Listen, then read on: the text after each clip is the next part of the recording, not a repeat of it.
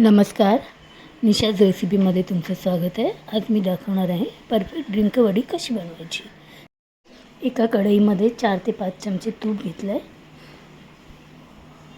इथे मी 1 कप डिंक घेतला आहे. तो थोडा थोडा करून तुपात तळून घेतला.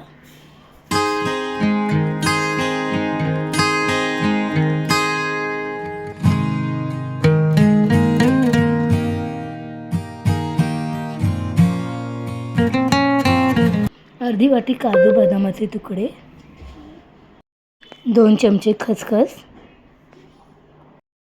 2 मिनिटे व्यवस्थित परतून घेऊया. गॅस बारीकच ठेवायचा आहे.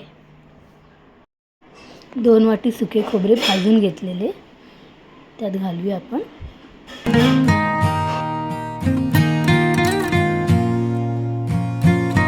2 चमचे तूप, 1 वाटी गव्हाचे पीठ.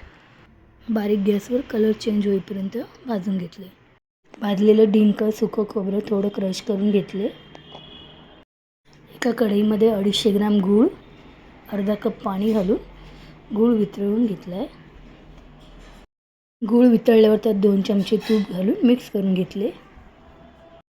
गूळ वितळल्यावर त्यात भाजलेलं डिंकाचं मिश्रण, भाजलेले गव्हाचे पीठ, 1 चमचा सुंठ पावडर, 1 चमचा वेलची पावडर घालून मिक्स करून घेऊया.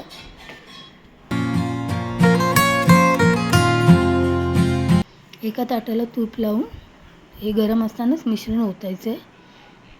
थोडीशी खसखस त्यावर घालायची, थोडेसे बदामाचे काप घालून थोडंसं हलक्या हाताने प्रेस करून 5 मिनटं वडी थंड करायला ठेवूया आणि मग कट करूया.